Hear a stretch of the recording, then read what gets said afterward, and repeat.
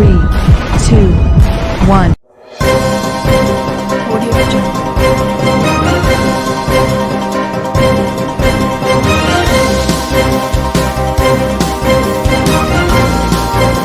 Audio Jungle. Audio Jungle.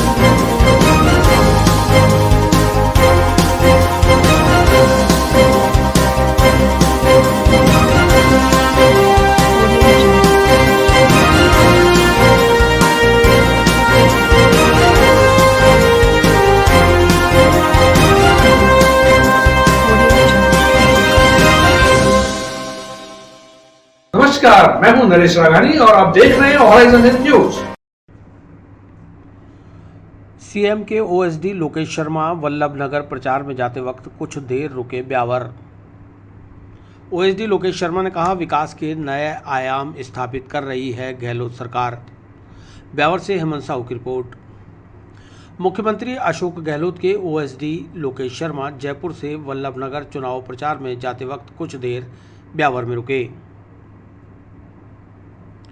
Beawar में युवा कांग्रेस अध्यक्ष भूपेंद्र पाल पंवार, पूर्व सभापति व कांग्रेस नेत्री कमला दगदी, शैलेश शर्मा, अजय शर्मा, बंटी दगदी, संपत्ति बोहरा सहित एनएसयूआई के शैलेंद्र सांकला व युवा कांग्रेस जनों ने ओएसडी शर्मा का माला व साफा पहनाकर स्वागत अभिनंदन किया।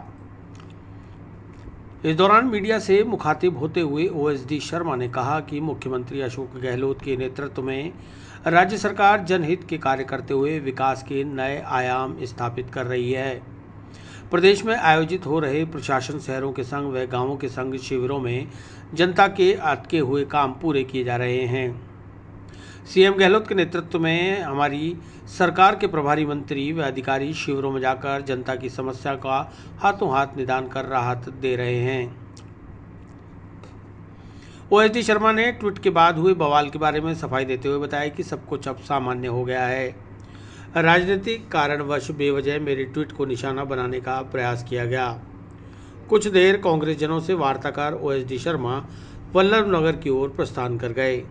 देश के लिए बहुत अच्छा अवसर है। जैसे कि आपने पहले भी ये देखा होगा कि जब भी माननीय मुख्यमंत्री जी की सरकार आई है, कांग्रेस की सरकार आई है और अशोक गहलोत जी मुख्यमंत्री बने, उनका सीधा सा ये उद्देश्य रहता है कि आम आदमी को योजनाओं का लाभ मिले।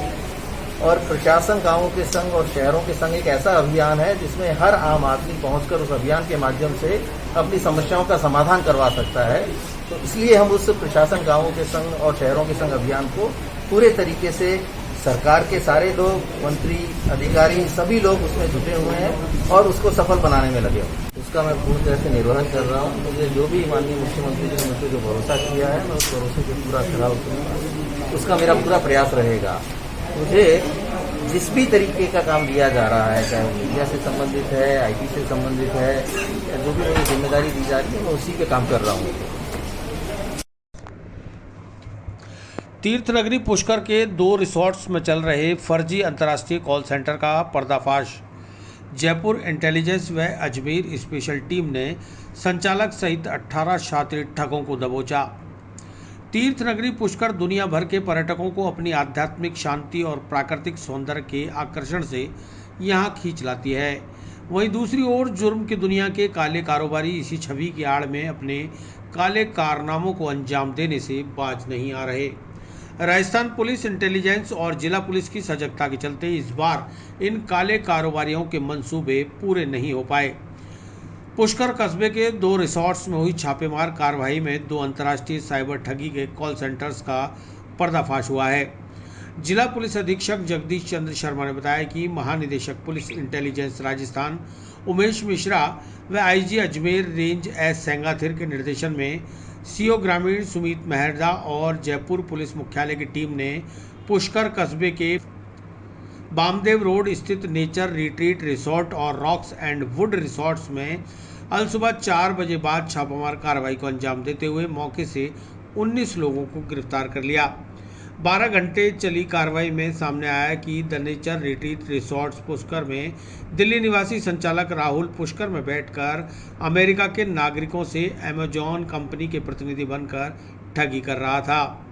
वहीं दूसरी जगह रॉक एंड वुड रिसोर्ट्स में बिहार निवासी संचालक राहुल राज ऑस्ट्रेलिया के नागरिकों को इनकम टैक्स अधिकारी बनकर अपने ठगी का शिकार बना रहा था।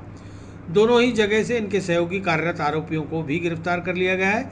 इस दौरान आरोपियों से 17 laptop, 19 mobile, 12 headphone, modem, router व अन्य इलेक्ट्रॉनिक उपकरण जब्त किए गए हैं। बिहार निवासी गिरोह का मुख्य संचालक राहुल राज पूर्व में सन 2018 में फर्जी कॉल सेंटर संचालित करने के आरोप में गिरफ्तार हुआ था। उसके खिलाफ मुकदमा भी दर्ज है। अनुसंधान के दौरान पता चला कि यह कॉल सेंटर लगभग 3 महीने से पुष्कर के इन्हीं 2 रिसोर्ट्स में संचालित किए जा रहे हैं, जिसकी एवज में रिसोर्ट संचालक को मोटा किराया भी दिया जा रहा था। फिलहाल आईपीसी की धारा 419, 420, 120B और आईटी एक्ट की विभिन्न धाराओं में मामला दर्ज कर आरोपियों से पूछताछ की जा रही है। आईपीएस सुमित मेहरडा ने बताया कि शुरुआती पूछताछ में इस गिरोह के देश में बड़े शहरों जैसे दिल्ली, कोलकाता, आगरा, चंडीगढ़ में नेटवर्क होने की बात सामने आई है। गिरोह के एक और सदस्य सौरभ की तलाश में पुलिस ने विभिन्न टीमों का गठन कर उसकी तलाश को शुरू कर दिया है। ठगी के दौरान शातिरों द्वारा डिजिटल करेंसी, बिटकॉइन, मेनोइम आदि में लेन देन की बात भी सामने आई है। आरोपियों द्वारा डार्क वेब के उपयोग को लेकर भी अनुसंधान किया जा रहा है। जय हिंद। ये इंफॉर्मेशन हमको DG intelligence sir Umesh Mishra sir, IG sir और एसपी सर के निर्देशन में हमने कार्रवाई की। तो इनपुट हमको टेक्निकल इंटेलिजेंस ब्रांच से मिला था। उनकी टीम भी यहाँ हमारे साथ आई थी। उन्होंने बताया कि इस तरह का जो कॉल सेंटर चल रहे हैं जहाँ पे बाहर के देशों को झूठे मूठे कॉल करके उनको फंसा के उनसे पैसे लूटने की बात हो रही है। तो इसमें पूरा लंबा प्रोसेस है। प्रोसेस में ये है कि सबसे पहले बाहर के देशों के डेटा खरीदा जाता है। तो कुछ जो है लोग हैं वो डेटा प्रोवाइड करा रहे हैं कि ये इनके अकाउंट नंबर ये हैं, इनके कॉलिंग नंबर ये हैं बाहर के देश को नागरिकों के। तो हमने जो आज पकड़े हैं वो यूएस और ऑस्ट्रेलिया के नागरिकों के डेटा को कॉल करके और उनसे ही पैसा लेने का काम कर रहे थे। तो एक है डेटा प्रोवाइड करने वाला, जो नंबर्स का डेटा प्रोवाइड कराने वाला। फिर है कि डायलर एक और प्रोवाइड कराते हैं कुछ लोग, जो कि भाई इंटरनेशनल कॉल करना है उसके लिए डायलर कैसे डेवलप होना है। फिर है कि कुछ वीआईपी कॉल के लिए कितने मिनट के कितने चार्ज करना है, तो वो चीज़ है। उसके बाद फिर पैसा कैसे डलेगा उसका पूरा एक नेटवर्क है। तो इसमें नेटवर्क में इंडिया में काफ़ी जगह फैला हुआ, इनसे पूछताछ से पता लगा है। उसमें ये यहाँ पे 2 लोग थे, 2 टीम चल रही थी, वो दोनों अलग अलग टीम पकड़ लिया है। उसके अलावा कुछ टीम्स जो अलग अलग जगह एक्टिव हैं या जो लोग हैं वो दिल्ली में कुछ पता लगा है, बंगाल में कुछ लोग हैं, आगरा में कुछ लोग बताए हैं इन्होंने, और चंडीगढ़ में भी कुछ लोग। तो ये काफ़ी लंबा चौड़ा नेटवर्क लग रहा है। हाँ, डिजिटल करेंसी में ये बिटकॉइन में इन्होंने ट्रांजेक्शन किया है। उसके बाद मोनेरो करेंसी यूज़ की इन्होंने, और 1-2 और जो वर्चुअल करेंसी थे वो इन्होंने यूज़ किया ट्रांजेक्शन में। डार्क वेब भी यूज किया। डार्क वेब पे अभी अपन इन्वेस्टिगेशन सीधा कमेंट नहीं कर सकते, लेकिन जो डेटा खरीदा है उसका सोर्स इनको नहीं मालूम। तो हो सकता है कि जो फॉरेन जो लोगों का डेटा इन्होंने निकाला है वो डार्क वेब से खरीदा हो, तो उसकी इनको नहीं मालूम। ये तो किसी आदमी से डेटा मांगते हैं, उसको पेमेंट देते हैं और वो डेटा ले लेते हैं। तो आज की कार्रवाई में सबसे पहले तो इंटेलिजेंस टीम जयपुर से आई हुई थी, वो लोग थे। उसके अलावा ग्रामीण सर्किल के सभी थानों का इसमें योगदान रहा है। 2 टीमें हैं, 10 लोगों का जो अमेजन प्रतिनिधि बन के यूएस में ठगी कर रहे थे, तो उनके 10 लोग उस गैंग के एक तरह से अपन बोल सकते हैं कि गिरफ्तारियां हुई हैं। और एक और ऑस्ट्रेलिया में इनकम टैक्स अधिकारी बनकर ये ठगी कर रहे थे, तो उसमें 8, तो टोटल 18 लोगों की गिरफ्तारी हुई। इसमें देखिए ऐसा है कि जो पूरी चेन थी, जो कॉल करने से लेके और जो इनका असली मालिक है, वो हमने सभी को पकड़ लिया है इन 2 केसेस में। तो इसमें एक आदमी है जो राहुल है, ये था इनका मेन लीडर। इसके अलावा इनका एक और दोस्त ये दिल्ली में रहने वाला था, ये जा भी रहा था, तो इसको हमने रास्ते से पकड़ा था। उसके अलावा एक और इसका दोस्त है सौरभ, उसको पकड़ना बाकी है और वो जल्दी आ जाएगा। उसके अलावा ये पूरी चेन खत्म हो गई है। और ये इनकम टैक्स अधिकारी बनकर ऑस्ट्रेलिया वाली, इसमें भी ये जो राहुल राज है ये इनका मेन लीडर है। इसमें 2018 में इसके खिलाफ पहले भी मुकदमा था। जब्ती में हमने बताया है कि 17 लैपटॉप, मोबाइल, 19 मोबाइल, 18 हेडफोन ये और इलेक्ट्रॉनिक उपकरण जब्त हुए हैं। कैश तो ये डिजिटल टर्म्स में रखते हैं, तो इतना कैश रिकवरी नहीं है। इसमें हमको समझना पड़ेगा, क्योंकि ये जो मोटा मोटा बता रहे हैं कुछ लोग, मतलब ये यूँ कह रहे हैं कि ये डिपेंड करता है कि कितनी सेल किस दिन होती है। तो किसी किसी दिन तो इन्होंने ये भी बताया कि 2.5 लाख रुपए प्रतिदिन तक की भी हमने कमाई की और कभी कभी कम भी हुआ है। इनका टारगेट जनरली ये रहता है कि जो कॉल कर रहा है वो कोशिश करे महीने के $5,000 तो बना पाए, क्योंकि इनकी सैलरी भी इन्होंने इस तरह से डिसाइड की है कि 25,000 रुपये या 35,000 रुपये महीना, उसके अलावा जितना आप काम करोगे उस हिसाब से इंसेंटिव। एक महिला थी यहाँ पे जिनको भी पकड़ा गया है इसमें। Muslim Personal Law Board of India का संपर्क समन्वय संवाद अभियान पूरे देश में 12 दिनों तक चलेगा। सूफी संत गरीब नवाज की दरगाह में चादर पेश कर देश में भाईचारे की मांगी दुआ। सूफी संतों की भूमि पर शांति और भाईचारे को मजबूती देने के लिए Muslim Personal Law Board of India द्वारा विभिन्न धर्मों के मध्य सद्भाव स्थापित करने के लिए 6 अक्टूबर को जयपुर से शुरू किए गए संपर्क समन्वय संवाद अभियान को अजमेर पहुंचकर आगे बढ़ाया और विभिन्न धार्मिक सामाजिक व्यक्तियों से मिलकर सद्भाव स्थापित करने का संदेश देने के बाद हजरत ख्वाजा गरीब नवाज की चौखट पर हाजिरी देकर चादरपोशी कर देश में सूफी संतों की परंपरा को जीवंत रखने, सभी धर्मों के मध्य संपर्क समन्वय बनाए रखने के लिए संवाद कर सौहार्द बनाए रखने के साथ देश की तरक्की कामयाबी के लिए दुआ मांगी गई। चादर पेश करने के बाद पत्रकार प्रतिनिधियों से बात करते हुए बोर्ड के राष्ट्रीय महासचिव डॉक्टर मुइन अहमद खान ने कहा कि धार्मिक जिम्मेदारियों के साथ राष्ट्रीय जिम्मेदारियों को पूरा करने के लिए राष्ट्रीय स्तर पर सभी धर्मों के मध्य इस अभियान को ले जाने की शुरुआत भविष्य की पीढ़ियों को सकारात्मक संदेश देने और हर व्यक्ति को राष्ट्र की मुख्य धारा से जोड़कर विकास के पथ को प्रशस्त करना हमारा मुख्य उद्देश्य है। किसी धर्म को हीन न माना जाए, सभी धर्मों का सम्मान हो, आपस में प्यार हो, मानवता की सेवा के लिए हर मानव के हृदय में करुणा दया का भाव उत्पन्न हो। यह तभी होगा जब देश में सूफी संतों का संदेश घर घर जाएगा। उन्होंने कहा कि बोर्ड ने धार्मिक कट्टरता व अतिवाद सोच के विरुद्ध प्यार का संदेश देने की शुरुआत कर कहा, देश कट्टरपंथी व आतंकवादियों के लिए कोई जगह नहीं है। चादरपोशी के पूर्व शास्त्रीनगर में अभियान के संवाद कार्यक्रम की शुरुआत करते हुए आचार्य पंडित कृपा शंकर जी महाराज ने कहा कि हिंदू मुस्लिम देश की दो आंखें हैं, इनके हृदय एक साथ धड़कते हैं। इनको धर्म के आधार पर बांटने और समाज में नफरत का जहर बिखेरने वालों के विरुद्ध एक साथ मिलकर लड़ेंगे। उन्होंने कहा कि मुस्लिम समाज को बदनाम करने वालों के लिए यह अभियान उनको अपनी भूल सुधार का मौका दे रहा है। धर्म की श्रेष्ठता का आनंद लेकर मानव सेवा की तरफ हम अग्रसित रहें, यही हमारी मनोकामना है। बोर्ड के राष्ट्रीय प्रवक्ता रियाजुद्दीन बख्खो कादरी ने कहा कि देश की सूफीवादी और ऋषि मुनि परंपरा को मानवता के लिए जीवंत बनाए रखने के लिए सभी धर्मों के बीच स्थायी शांति व सद्भाव के लिए यह कार्य ऐतिहासिक होगा। उन्होंने कहा कि यह कार्यक्रम 12 दिनों तक हर जगह चलेगा। उसके बाद सर्वधर्म सद्भाव का संदेश देने के लिए राज्य व राष्ट्रीय स्तर पर सूफी संत अधिवेशन आयोजित किया जाएगा। राष्ट्रीय प्रवक्ता रियाजुद्दीन कादरी ने कहा कि बोर्ड मुस्लिम समुदाय को राजनीति, विकास, शिक्षा के मामले में विकास की मुख्य धारा में शामिल हो, इसके लिए प्रयास कर रहा है, जिससे देश को मजबूती में हम भी योगदान दे सकें। इस मौके पर बोर्ड के राष्ट्रीय अध्यक्ष मौलाना यूसुफ अजीज़ ने दुआ फरमाई। इस मौके पर राजस्थान प्रभारी मुफ्ती शमीम अशरफ, देवेंद्र जैन, पंडित दिनेश शर्मा, ब्राह्मण सभा के बिंदुसार पांडे, रामप्रसाद गौतम, बौद्ध मोहम्मद जमील खान, वसीम राजपूत, बलदेव तातंडी, एकलव्य शर्मा, चिरंजी लाल, चिरागुद्दीन आदि कई प्रमुख लोग मौजूद रहे। Muslim Personal Law Board of India की जानिब से आज हजरत की बारगाह में चादर पेश की गई और इस दुआ के साथ कि इस मुल्क में अमन व अमान, भाईचारा, कौमी एकजुटता और सभी मजहबों के बीच में जो एक दरार सी पड़ती जा रही है, ये दरार को किस तरीके से पाटा जाए, इसके लिए आज दुआ यहाँ पर की गई। Muslim Personal Law Board of India ने जैसा पहले ही ऐलान किया था कि हम 6 अक्टूबर से जयपुर से संपर्क, समन्वय और संवाद अभियान सभी धर्मों के बीच से प्रारंभ करेंगे, वो कल जयपुर से चालू किया गया और आज हम लोग इसी उम्मीद के साथ यहाँ पर आए हैं हजरत ख्वाजा मोइनुद्दीन चिश्ती रहमतुल्लाह अलैह की दरगाह पर कि वो हम लोगों के हक में अल्लाह से दुआ करें कि इस देश की तरक्की और कामयाबी का रास्ता खुले। मोहब्बत का जो इस्लाम का बुनियादी पैगाम है वो आम हो और लोगों के दरमियान जो है जो नफरत सी पैदा होती जा रही उसका सफाया हो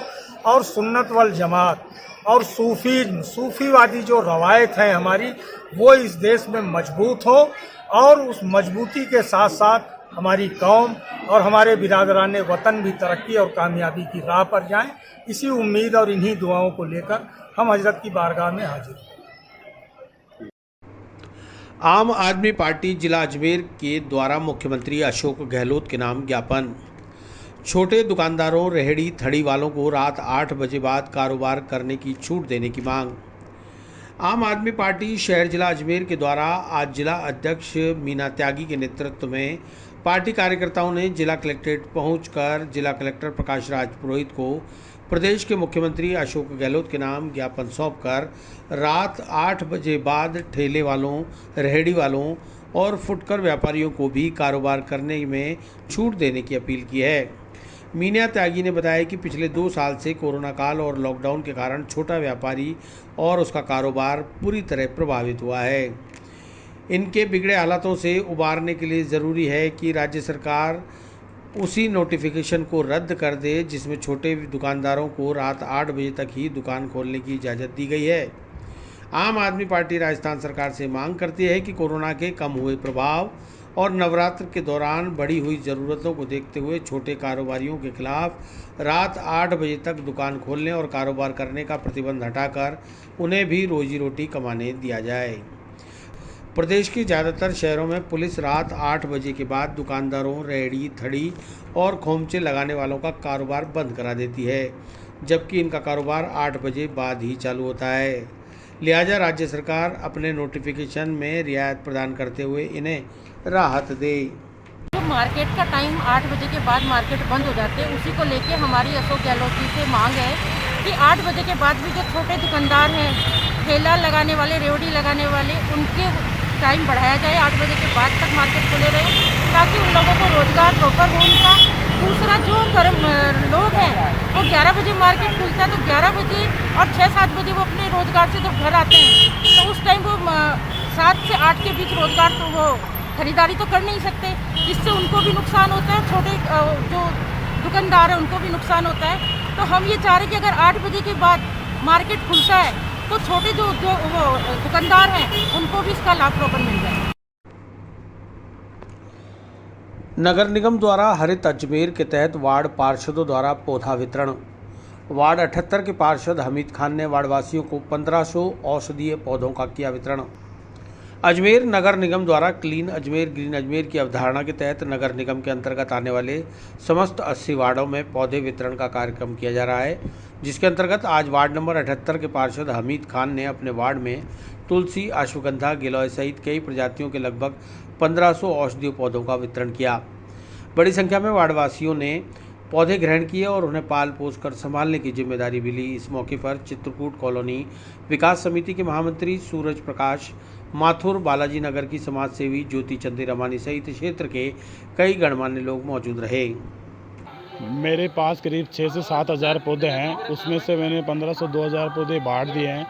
और मैं सभी को मैसेज देना चाहूँगा कि तुलसी, अश्वगंधा और ये जो पौधे हैं, अभी आप सबको मालूम है कि कोरोना महामारी से कितने लोगों की डेथ हो गई थी और अब उसके अपन को लड़ने के लिए, कोरोना से झगड़ने और लड़ने के लिए इसकी जो जड़ी बूटी तुलसी और अश्वगंधा ये जो है इनकी जड़ी बूटी बनती है। अगर हम ये यूज़ करेंगे तो कोरोना दूर दूर तक भी हमारे पास नहीं आएगा और ऑक्सीजन की जो कमियां हैं इन पौधों से पूरी हो जाएगी।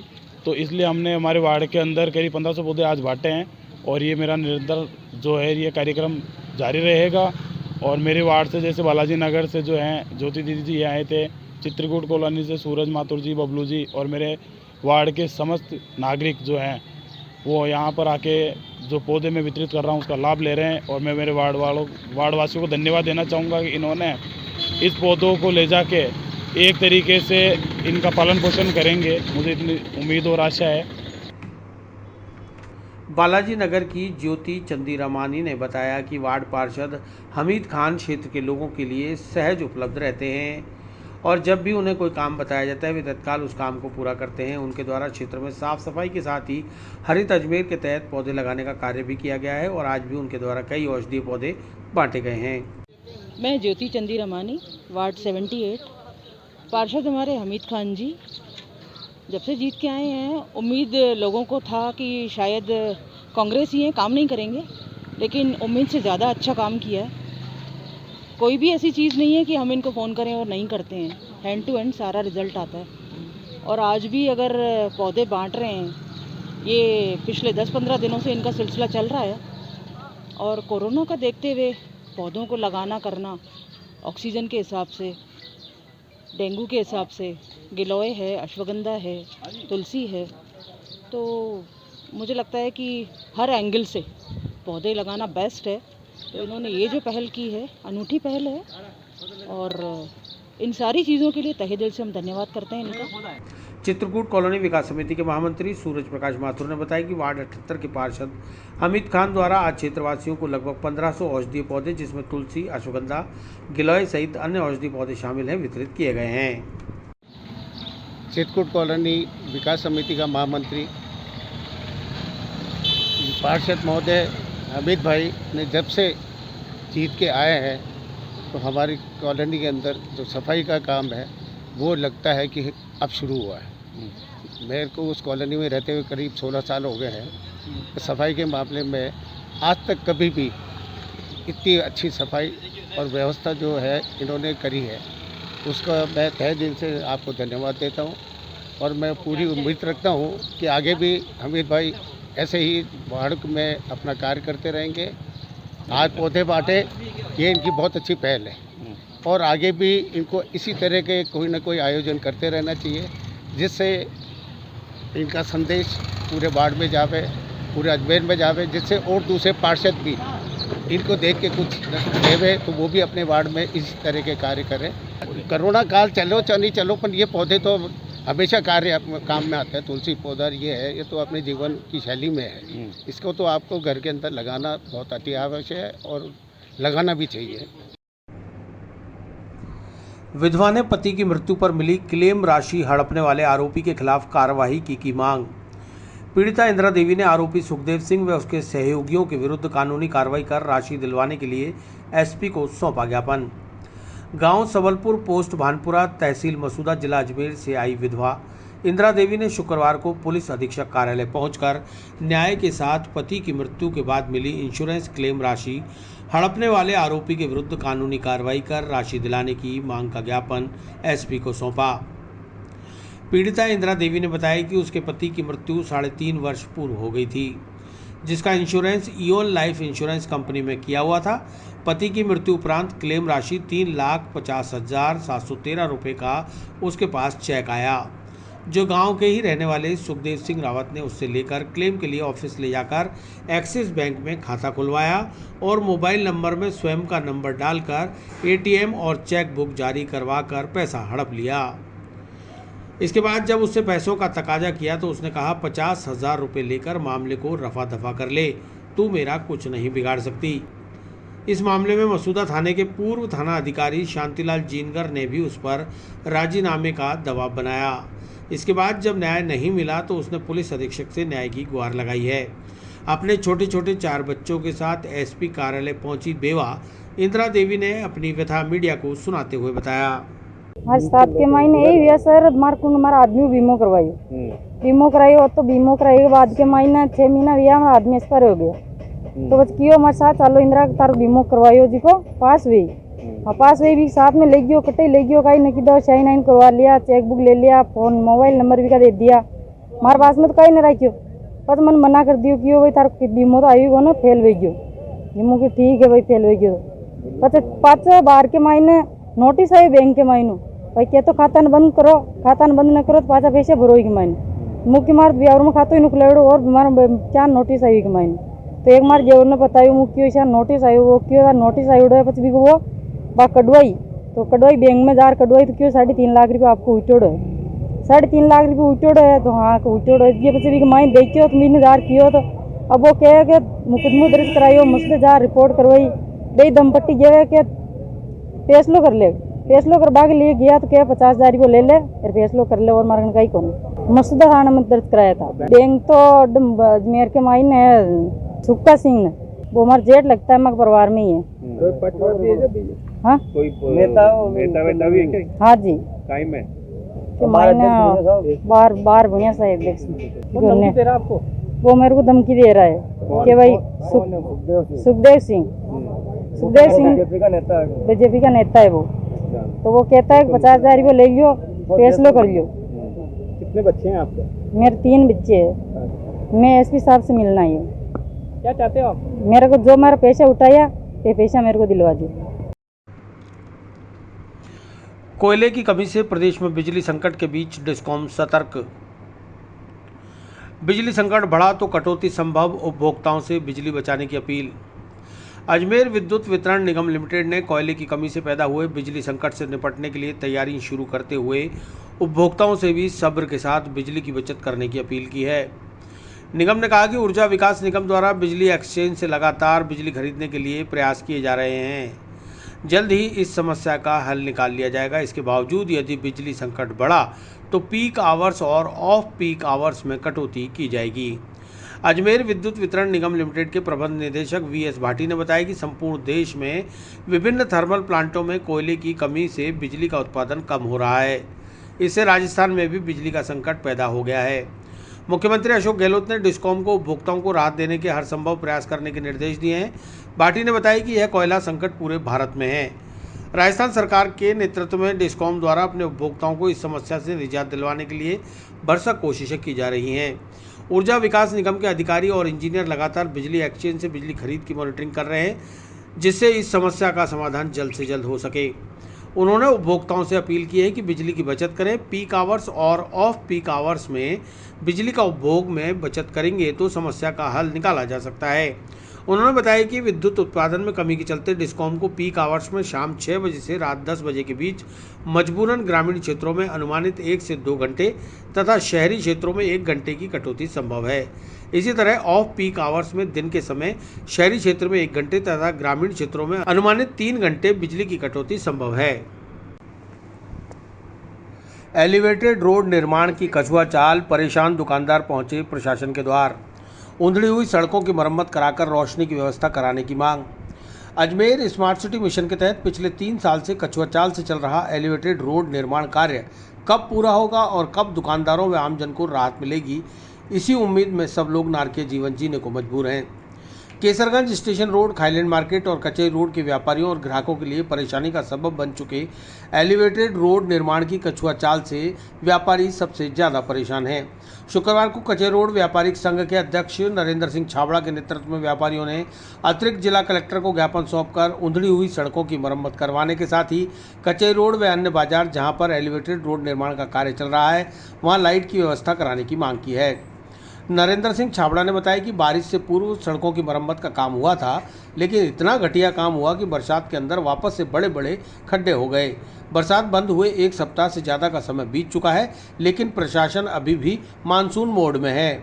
सड़कें उधड़ी हुई है, आमजन परेशान है, व्यापारी धूल मिट्टी और कंकर पत्थर खाने को मजबूर है, लेकिन प्रशासन को इसकी कोई परवाह नहीं। आखिर इंतजार का सब्र टूटने के बाद आज प्रशासन के दरवाजे पर व्यापारी खुद पहुंचे और फरियाद लगाई है कि जल्द से जल्द सड़कों को दुरुस्त कराकर रोशनी की व्यवस्था की जाए, ताकि रात के वक्त कोई दुर्घटना या लूटपाट की घटना ना हो जाए। एडीएम सिटी ने व्यापारिक संघ के पदाधिकारियों को 3 दिन में कार्रवाई का आश्वासन दिया है, अन्यथा व्यापारियों ने कार्रवाई नहीं होने पर कचहरी रोड सहित पूरे अजमेर के व्यापार को बंद करने की चेतावनी दी है। मामला यही है, जिस तरह आपको मालूम है एलिवेटेड रोड का काम चल रहा है, काफ़ी टाइम से चल रहा है, सारा शहर परेशान है, लेकिन विशेष करके कचहरी रोड का व्यापारी इतना परेशान है कि एकदम दिन भर धूल उड़ती है, छोटे छोटे कंकर उड़ते हैं, रात्रि के टाइम में बिल्कुल अंधेरा रहता है, लाइट नहीं है और व्यापार वैसे नहीं है। इतनी धूल मिट्टी उड़ती है, जिन दुकानों के बाहर शीशे लगे हैं उसके अंदर से मिट्टी घर चली जाती है। व्यापारी इतना परेशान हो गया, अपने सामान की सफाई करें या ग्राहक से बात करें, दुकानदारी वैसे नहीं। तो आज हमने एडीएम साहब को एक ज्ञापन दिया है, उसके अंदर अपनी समस्या बताई। एक तो ये रोड ठीक कराया जाए, जो धूल मिट्टी कंकर रोड इनको ठीक कराया जाए, और दूसरा रात्रि के टाइम जो लाइटें गई हुई बंद, कम से कम पूरा लाइटें अब जब बनाएँ एलिवेटेड रोड जब बनाए उससे पहले थोड़ा उजाला तो रोड पर होना चाहिए, क्योंकि व्यापारी दुकान मंगल करके जाता है, किसी व्यापारी के पास कैश होता है, उसके साथ हादसा हो जाए तो उसका जिम्मेदार कौन हुआ। तो एडीएम साहब ने आश्वासन दिया है कि हम इसका नाम ये 2 दिन के अंदर मैं 3 में करा दूंगा, नहीं तो फिर हम वापस आके मिलेंगे एक साथ। सोमवार को वापस एक बार उनसे मिलेंगे, उसके बाद आंदोलन की चेतावनी देंगे। कचहरी रोड बंद रहेगा, कचहरी रोड बंद रहेगा तो पूरा शहर बंद रहेगा, जब तक हमारा समाधान नहीं होगा हम दुकानें नहीं खोलेंगे। ये हमने आज निवेदन किया है। ऐसा है, इतनी धूल मिट्टी उड़ रही है, व्यापारी परेशान हो गया है। एडीएम साहब ने कहा है कि 3 दिन के अंदर हम कर देंगे। कचहरी रोड के ऊपर न तो ऊपर लाइट है, 2 साल हो गए लाइट नहीं है। छतों के ऊपर उल्टे उल्टे काम हो रहे हैं। अगर व्यापारी लड़ने जाता है तो और उससे मारा कुटी होती है और धक्का मुक्की होती है क्या। तो इससे हमारा निवेदन है कि भाई जल्द से जल्द इस मिट्टी का समाधान किया जाए, सड़क को डामरीकरण किया जाए जहाँ जहाँ भी टूटा है, और कर्मचारियों से मिट्टी पहले तो साफ करो। तो नहीं होगा तो फिर हम हमारे जो अध्यक्ष साहब बोलेंगे वही कार्रवाई करेंगे। हम जो भी हम दुकानें बंद करके धरना देंगे या कुछ भी करेंगे। यूपीएससी द्वारा 10 अक्टूबर को होगी आईएएस परीक्षा। अजमेर में 18 परीक्षा केंद्रों पर 7081 परीक्षार्थी देंगे परीक्षा। संघ लोक सेवा आयोग द्वारा आईएएस परीक्षा का आयोजन आगामी 10 अक्टूबर को होना है। इससे पूर्व शुक्रवार को अतिरिक्त जिला कलेक्टर कैलाश चंद्र शर्मा के नेतृत्व में दिल्ली से आए यूपीएससी के ऑब्जर्वर व अजमेर जिला प्रशासन के अधिकारियों की एक आवश्यक बैठक का आयोजन जिला कलेक्ट्रेट में आयोजित कर परीक्षा संबंधित आवश्यक दिशा निर्देश प्रदान किए गए। अतिरिक्त जिला कलेक्टर कैलाश चंद्र शर्मा ने मीटिंग की जानकारी देते हुए बताया कि यूपीएससी द्वारा आईएएस परीक्षा का आयोजन 10 अक्टूबर को 2 पारियों में होगा। पहली पारी प्रातः 9:30 से 11:30 और दूसरी पारी दोपहर 2:30 बजे से 4:30 बजे तक होगी। अजमेर में 18 परीक्षा केंद्र बनाए गए हैं, जिस पर 7081 परीक्षार्थी पंजीकृत किए गए हैं। मीटिंग में केंद्र अधीक्षकों के साथ ही दिल्ली से आए यूपीएससी के ऑब्जर्वर को भी दिशा निर्देश प्रदान किए गए। जिला स्तर पर प्रत्येक परीक्षा केंद्र पर 3 पुरुष और 2 महिला पुलिस कर्मियों का सुरक्षा दस्ता तैनात रहेगा। वहीं यूपीएससी द्वारा परीक्षा केंद्रों पर जैमर भी लगाए गए हैं, जिससे कि मोबाइल का उपयोग ना हो सके। परीक्षा केंद्रों पर अनुचित साधनों का उपयोग ना हो, इसे लेकर किसी भी व्यक्ति को मोबाइल ले जाने की अनुमति नहीं है, चाहे वह कोई सा भी अधिकारी क्यों ना हो। संघ लोक सेवा आयोग की आईएएस परीक्षा 10 अक्टूबर को है। परीक्षा 2 पारियों में होगी। प्रथम पारी 9:30 से 11:30 बजे तक 2 घंटे की, और सेकंड पारी 2:30 बजे से 4:30 बजे तक 2 घंटे की रहेगी। अजमेर में 18 परीक्षा केंद्र बनाए गए हैं, जिन पर कुल 7081 परीक्षार्थी परीक्षा दे सकेंगे। उसके लिए जो भी केंद्राध्यक्ष और अन्य अधिकारी परीक्षा के लिए लगाए गए हैं, उनकी ब्रीफिंग करके और उनको सारे दिशा निर्देश आज की मीटिंग में दिए गए हैं। इसमें दिल्ली से यूपीएससी की ओर से आए हुए ऑब्जर्वर भी थे, तो उनके द्वारा भी जो आवश्यक दिशा निर्देश हैं संघ लोक सेवा आयोग की तरफ से वो भी दिए गए हैं, और पर्याप्त पुलिस की व्यवस्था करने के लिए एडिशनल एसपी साहब इसमें मीटिंग में उपस्थित थे, और उनके द्वारा प्रत्येक परीक्षा केंद्र पर 3 पुरुष और 2 महिला पुलिस कर्मियों की व्यवस्था फ्रिस्किंग के लिए की गई है। इस प्रकार से परीक्षा के लिए जो आवश्यक तैयारियां हैं वो पूर्ण कर ली गई है। नकल रोकने के लिए नकल रोकने के लिए यूपीएससी की तरफ से सभी परीक्षा केंद्रों पर जैमर लगाए गए हैं, जिनसे कोई मोबाइल आदि वहाँ परीक्षा केंद्रों पर काम नहीं कर पाएंगे। और फ्रिस्किंग में किसी भी परीक्षार्थी को इस तरह की कोई सामग्री ले जाने की इजाज़त नहीं है जिसे अनुचित साधन के रूप में प्रयोग में लिया जा सके। तो उनको सभी को फ्रिस्किंग के समय निकलवा लिया जाएगा चेक करके। और इसके अलावा परीक्षा केंद्र में जो इन्विजिलेटर हैं या अन्य किसी रूप में परीक्षा के आयोजन में लगे हुए हैं, उनमें से किसी को भी मोबाइल परीक्षा कक्ष के अंदर ले जाने की अनुमति नहीं है। तो इस प्रकार से परीक्षा में अनुचित साधनों का प्रयोग रोकने के लिए पर्याप्त व्यवस्थाएं की गई। ड्रेस कोड के इसमें किसी प्रकार के दिशा निर्देश नहीं है, फिर भी सभी परीक्षा केंद्रों पर ये दिशा निर्देश दिए गए हैं कि वे फ्रिस्किंग अच्छी तरह से करें। जो परीक्षार्थी आ रहे हैं उनको अच्छी तरह से चेक करें। यूपीएससी की तरफ से कोई जो है ड्रेस कोड निर्धारित नहीं किया गया। नेट वेट तो बंद नहीं, नेट बंद करने की इसमें किसी तरह के दिशा निर्देश नहीं है। त्योहारों के मद्देनजर बाजारों में ना हो अतिक्रमण, पुलिस ने की समझाइश। पुलिस प्रशासन सख्त अतिक्रमणकर्ताओं पर 60 पुलिस एक्ट में होगी कार्रवाई। त्योहारों के मद्देनजर बाजारों में अतिक्रमण ना हो और त्योहार पर ट्रैफिक व्यवस्था भी सुचारू बने रहे, इस तरह के पुलिस अधीक्षक से मिले निर्देशों की पालना करते हुए शुक्रवार को सदर कोतवाली थाना पुलिस ने अपने थाना क्षेत्र में आगरा गेट, नया बाजार, चूड़ी बाजार आदि बाजारों में व्यापारियों, दुकानदारों, ठेले, थड़ी वालों व फुटकर विक्रेताओं से समझाइश की। सदर कोतवाली थाने के सब इंस्पेक्टर देवाराम ने जाब्ते के साथ बाजारों में निकलकर समझाइश करते हुए लोगों को बताया कि वे अपनी दुकानों के आगे सामान ना रखें, अतिक्रमण ना करें, अपने वाहनों को नियत स्थान पर पार्क करें। अभी तो समझाइश की जा रही है, आगामी दिनों में 60 पुलिस एक्ट में कार्रवाई करते हुए सामान भी जब्त कर लिया जाएगा। इसलिए अभी से लोग नियमों की पालना करते हुए बाजारों को सुव्यवस्थित रखने में अपना सहयोग प्रदान करें। वहीं पुलिस अधीक्षक जगदीश चंद्र शर्मा के निर्देशानुसार आगामी 11 अक्टूबर से 1 माह तक विशेष यातायात सुरक्षा अभियान चलाने के भी निर्देश दिए गए हैं, जिसमें यातायात नियमों की सख्ती से पालना कराई जाएगी। त्योहारों को मद्देनजर रखते हुए वह L11T रोड जो चल रहा है उसके कारण नया बाजार वाला और चूड़ी बाजार वाला रोड है, वन वे है। इसको मद्देनजर रखते हुए जो ठेले ठमकी दुकानदारों द्वारा अतिक्रमण किया गया है उसको हटाने के लिए उनको समझाइश कर और रोड को सही सुचारू रूप से चालू करवा के आगरा गेट, नया बाजार, पुरानी मंडी, मदार गेट, PR मार्ग, चूड़ी बाजार में ये कार्रवाई की गई है। आज दुकानों का सामान जब्त नहीं किया गया है, आज समझाइश से काम किया है कि भाई आज के बाद भविष्य में इस प्रकार अतिक्रमण नहीं करेंगे। भविष्य में अतिक्रमण करोगे तो आपका सामान जब्त करके 60 पुलिस एक्ट के तहत कार्रवाई की जाएगी। कार्रवाई जारी है बदस्तूर त्योहारों को मद्देनजर रखते हुए। पार्षद देवेंद्र सिंह शेखावत ने कहा, नगर निगम के अधिकारी निगम को समझते हैं अपनी बपौती।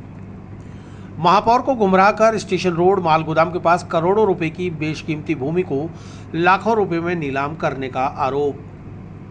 भारतीय जनता पार्टी के वार्ड 38 से पार्षद एडवोकेट देवेंद्र सिंह शेखावत ने आज निगम के कार्यवाहक आयुक्त अक्षय गोदारा को ADA पहुंचकर एक ज्ञापन दिया, जिसमें उन्होंने नगर निगम के अधिकारियों द्वारा मनमर्जी से जनता को परेशान करने के आरोप लगाए हैं। दरअसल निगम की बागडोर संभालने की जिम्मेदारी आयुक्त के कंधों पर रहती है, लेकिन नगर निगम आयुक्त डॉक्टर खुशहाल यादव इन दिनों प्रशिक्षण के लिए जापान गए हुए हैं।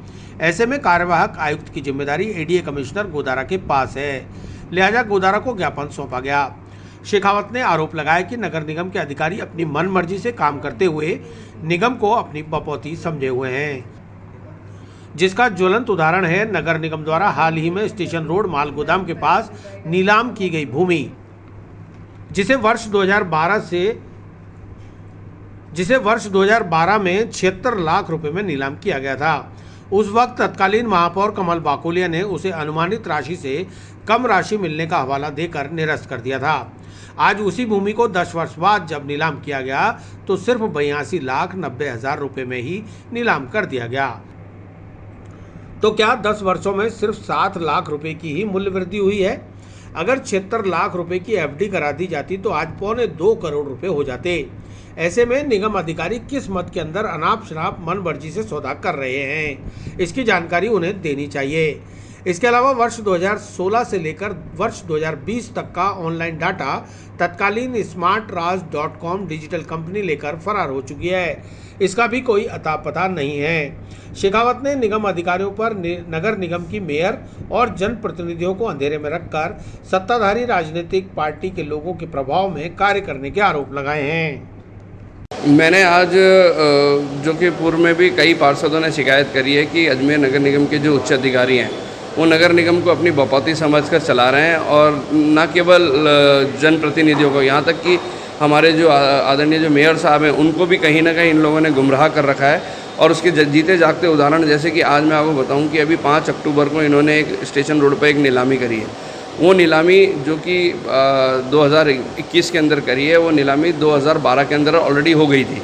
2012 में ये भूखंड 76 लाख रुपए में बिका था, और 76 लाख रुपए में बिकने के बाद तत्कालीन जो वहाँ के जो सभापति थे आदरणीय कमल जी बाकोलिया, उन्होंने यह कहकर ये नीलामी निरस्त कर दी थी कि आय कम हुई है, हमारी संभावित आय से ज़्यादा, मतलब इसकी आय मतलब कीमत लगनी चाहिए थी, संभावित कीमत से ज़्यादा पैसे नगर निगम को आय होने चाहिए थे, इसलिए उन्होंने नगर निगम से इसको निरस्त कर दिया था। और ये जिन्होंने ली थी उनका नाम है श्रीमती विनीता भार्गव, वाइफ ऑफ सुनील भार्गव।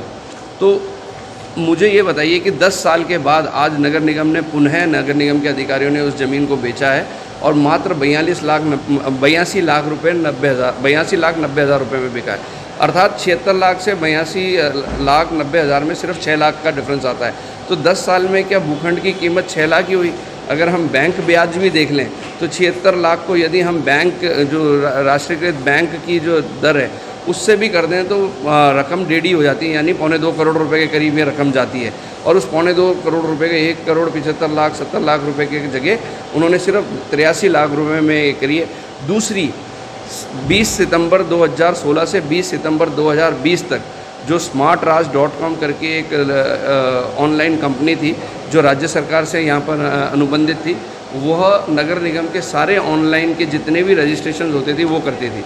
क्योंकि उस कंपनी का लाइसेंस रिन्यू नहीं हुआ, इसलिए उस कंपनी ने अपने उस 4 साल के जितना भी डाटा था, यानी कि जितने भी लोगों ने उन 4 साल के दौरान अपने लाइसेंस मतलब अपने नक्शे पास करने के लिए ऑनलाइन जो रजिस्ट्रेशन करवाया था वो सब लेके डाटा लेके वो कंपनी भाग चुकी है और इसका डाटा नगर निगम के पास करते ही नहीं है। मतलब 4 साल का वो पीरियड 2016 से 2020 तक जब नगर निगम में जिस भी व्यक्ति ने ऑनलाइन कोई भी एप्लीकेशन लगाई उसका डाटा नगर निगम के पास नहीं है और इसको भी नगर निगम रिकवरी करने के लिए कुछ नहीं कर रहा। आम जनता आती है तो उनको भ्रमित करते हैं अधिकारी और भ्रमित करके उनको इस प्रकार से कर रखा है और राजनीतिक शरण लेके कुछ लोग हैं ना नगर निगम को अपनी बपौती समझ कर चला रहे हैं। आज हम अभी जो आयुक्त जो अजमेर नगर निगम के आयुक्त का चार्ज जिनको मिल रखा है अभी जो कि कमिश्नर एडीए हैं उनसे मैंने मिले और व्यक्तिगत रूप से इस ग्रीवेंसेस को मैंने शेयर किया है और उन्होंने निश्चित तौर पर इस पर एक्शन लेने का काम कर रहे हैं। विस्तार से पढ़ने के लिए लॉग इन करें horizonn.com, सच के साथ।